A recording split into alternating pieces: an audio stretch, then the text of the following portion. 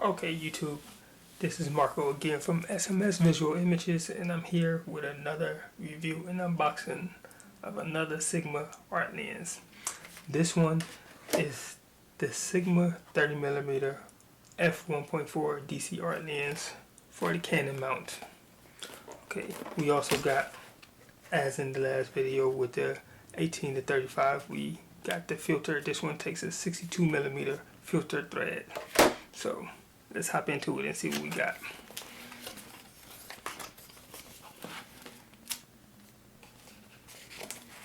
Paperwork.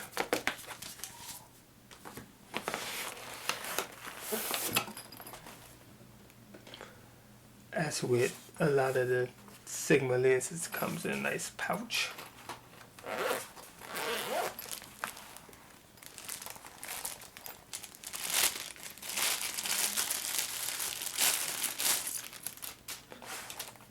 So there's the lens, 30mm f1.4 DC art lens.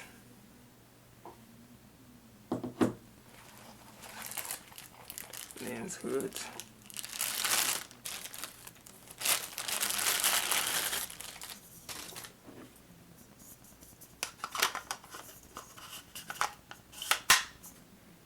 So there's what it looks like. Okay, a little bit about this lens. It has 9 elements in 8 groups, 9 aperture blades, and it got a minimal aperture of f16 and a maximal aperture of course, f1.4. And it's 30mm, and it is a APS crop sensor lens, so therefore it'd be an equivalent focal length of about 48mm on the full frame camera, which is why we bought this, because we also have the 50mm f1.4 for Canon, and my wife loved this lens. The only problem is she used it on her 7D majority of the time, and it gives her an equivalent focal length of about 80mm. So she wanted something that was closer to the 50mm focal length that would still give her the 1.4 maximum aperture, and that's why we end up going with the Sigma 30mm 1.4. And let me tell you something I didn't mention in my last video of the review of the 1835.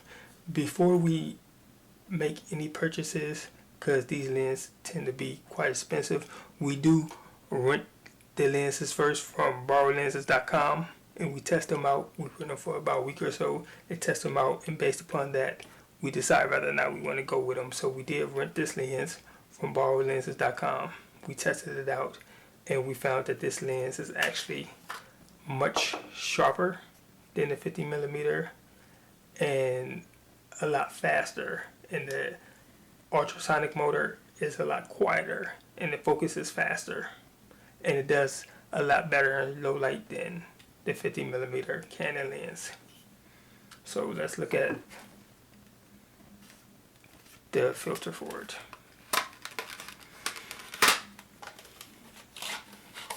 And again, this is a multi-coated UV filter that's water and oil repellent, and it's a 62mm thread. That's what the last one comes in a nice case.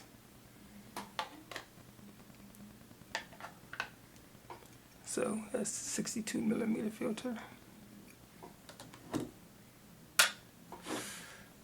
Put that right on top of there. There you go. See the back elements, front elements.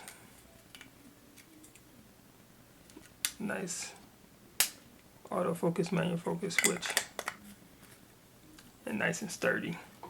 And then you can see a comparison between the two. They're about the same size. I would say the 30mm 1.4 is a slight bit bigger, and it feels a lot more sturdier than the 50mm. And like I said, we found this one to be a lot more sharp, a lot more crisp on the image quality, and faster. So that's why we went with this. And again, a drawback from it is an APS crop sensor lens, so therefore it only can be mounted on APS crop sensor cameras such as the Canon 7D, the 70D, or the 60D, or the T5i. And my wife, she shoots with a Canon 7D. But interesting enough, this can be fitted on the 60. You would just have to stop the aperture down to about f2, because at f4 you're gonna get some crazy vignetting around the edges. But if you stop it down to f2, it's supposed to be crisp. So I'm gonna try that and maybe show some footage of that later on. But let's crop it onto the 7D and see how it looks.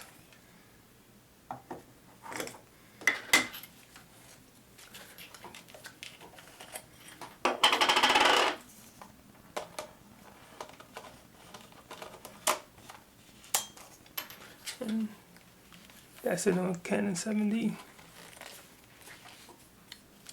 So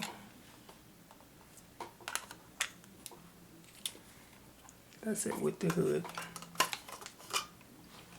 Without the hood, a nice size.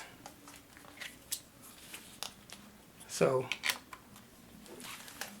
we'll do another follow-up video with some sample images and some sample video footage.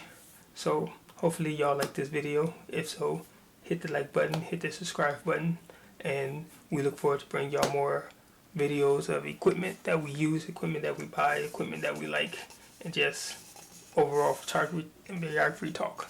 Thanks. Bye.